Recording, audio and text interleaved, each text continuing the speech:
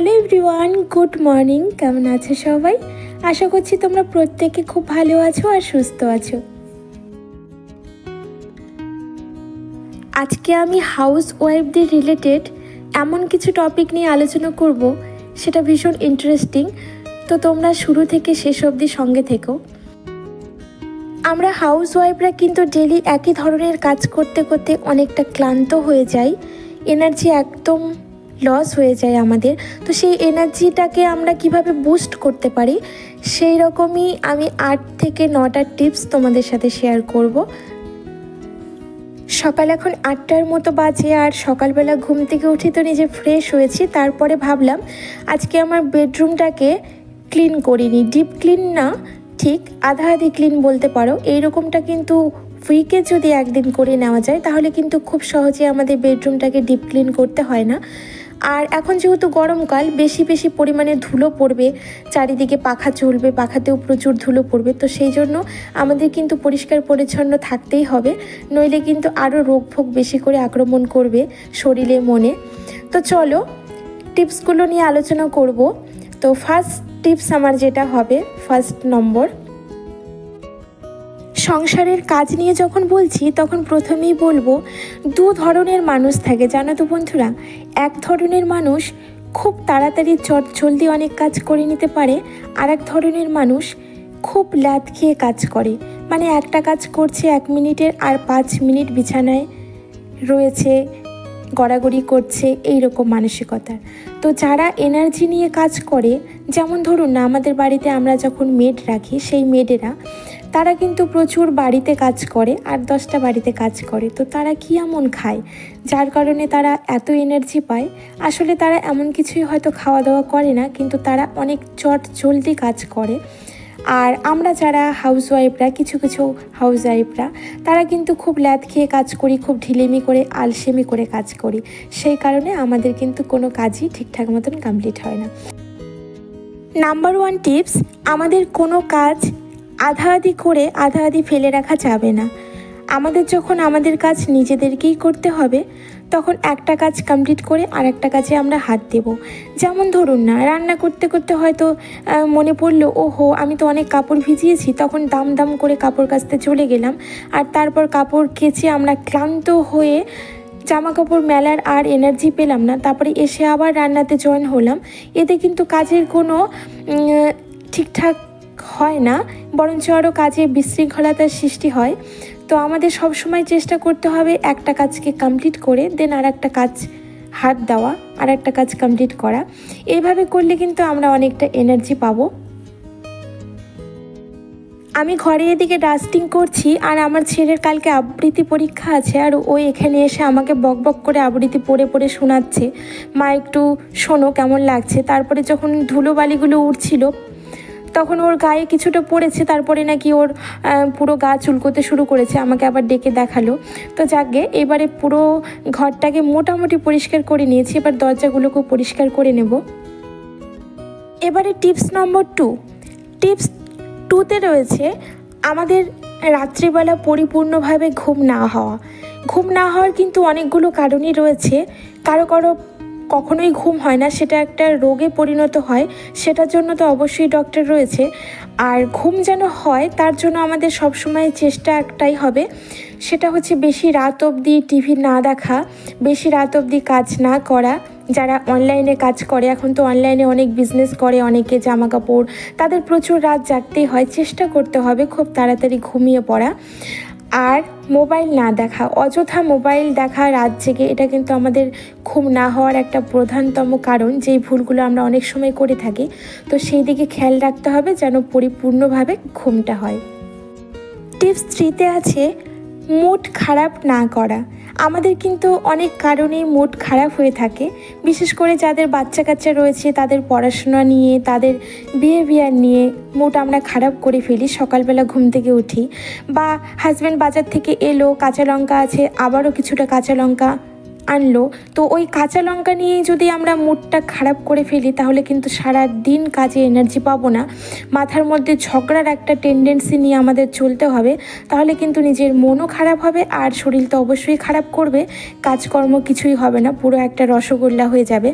তো আমাদের চেষ্টা করতে হবে কাঁচা লঙ্কাকেও অ্যাভয়েড করা, আর কিরে পড়ছিস না পড়তে হবে, বা একটা দাম করে মেরে দিলাম, এইগুলোকেও আমাদের চেঞ্জ করতে হবে, চেষ্টা করতে হবে সেগুলোকে সাইডে রেখে নিজের লক্ষ্যে এগিয়ে যেতে। তবে আমরা মা হিসেবে কিন্তু অবশ্যই বাচ্চা কাচ্চাদের শাসন করব, শাসনটা শোষণে না পরিণত যেন হয় সেদিকে তো খেয়াল রাখতে হবে।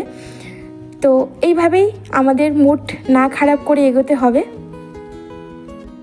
ডাস্টিংয়ের কাজগুলো কমপ্লিট করে এসেছি নিচের ঘরে, আর ভাতটাকেও বসিয়ে দিয়েছি। রান্না বলতে পারো মোটামুটি আমি শুরু করে দিয়েছি, আর তারপরে বাসন ছিল, বাসনগুলোকে মেজে ধুয়ে উপর দিয়ে দিলাম। টিপস 4-এ আছে নিজের মধ্যে কনফিডেন্স আনুন। ও এই কাজটা করতে পারে, ও হয়তো বেশি শক্তিশালী, ও হয়তো বেশি পরিশ্রমী, ওর বয়স কম, ও পারে, আমি পারি না, এই মানসিকতা থাকলে চলবে না বন্ধুরা। নিজের মনে জোর রাখতে হবে যে আমি পারবই, আর এই কাজটা আমাকে করতেই হবে, আমি পারবই, তবেই কিন্তু আমরা এনার্জির সাথে কাজ করতে পারবো। আচ্ছা, এবারে টিপস নম্বর 5। টিপস 5-এ রেখেছি আমাদের কিন্তু টাইম টেবিল সেট করে কাজ করতে হবে। যেমন ধরুন না, সকালের দিকটা খুব তাড়াহুড়ো থাকে, তো অনেকেই চেষ্টা করে আগে সকালবেলা বাচ্চাকে বরকে খাবার দাবার রেডি করে তাদেরকে অফিসে স্কুলে পাঠিয়ে দিয়ে দেন নিজের কাজগুলো পরে কমপ্লিট করে। এটাও কিন্তু একটা টাইম টেবিল সেট করার মতোই। তো তোমাদের যাদের সকালবেলা তারা থাকবে না, তারা সকালবেলা নিজেদের মতো করে টাইম সেট করে নেবে যে সকালে এই কাজগুলো করব, আর বিকেলের দিকে দুপুরের দিকে এই কাজগুলো করব। তো এইভাবে সেট করে যদি কাজ করো তাহলে কিন্তু অনেক এনার্জি পাবে। আজকে বাজার থেকে অনেকগুলো কুমড়ো ফুল এনেছে, খানিকটা বেছে রাখলাম, পকোড়া করব, আর খানিকটা দেখো জলের মধ্যে এইভাবে ডুবিয়ে তারপরে ফ্রিজে রেখে দিলাম। এতে কিন্তু ফুলগুলো অনেকটা তাজা থাকবে। আর এখন একটু খিদে পেয়ে গেছিলো, তাই 3-4টে আঙুর বের করে খেয়ে নেব। পরের টিপসে আছে কাজ বাদ দিয়ে আমরা কখনোই গল্প করব না, বা মোবাইল নিয়ে বসবো না, বা টিভি চালিয়ে বসবো না। হ্যাঁ, আমরা কাজ করতে কিন্তু গান শুনতে পারি, কিন্তু কাজ পড়ে রয়েছে, আমি এইদিকে গল্প করেই চলেছি, ফোনে হোক বা এমনি হোক প্রতিবেশীদের সঙ্গে, তেমনটা করলে কিন্তু চলবে না, নিজের কাজটা কমপ্লিট করতে হবে। তবে ব্যতিক্রম তো কোনো দিন হয়ে যাবে, তোমার বাড়িতে কেউ এলে তুমি তো তখন আর চুপ করে থাকতে পারবে না, তখন তো তোমাকে দুটো কথা বলতেই হবে, কিন্তু রেগুলার কিন্তু এমনটা করা যাবে না। এইদিকে আমার রান্নাবাড়ি প্রায় কমপ্লিট হয়ে গেছে, আর দেখো সজনে ডাঁটা, আলু আর ডালের বড়া দিয়ে আমি একটা পাতলা ঝোল করেছি, আর এইদিকে পনির করেছি, নবরত্ন পনির, কিন্তু একটু গ্রেভি রেখেছি, আর খুব হালকা লাইট মশলাতে রান্না করেছি। টিপস নম্বর 7-এ আছে আমাদের সবসময় অর্গানাইজ থাকতে হবে, মানে এমন জায়গার জিনিস জায়গায় রাখতে হবে, যেখানে বই খাতা সেখানে বই খাতা, যেখানে জামা কাপড় সেখানে জামা কাপড়।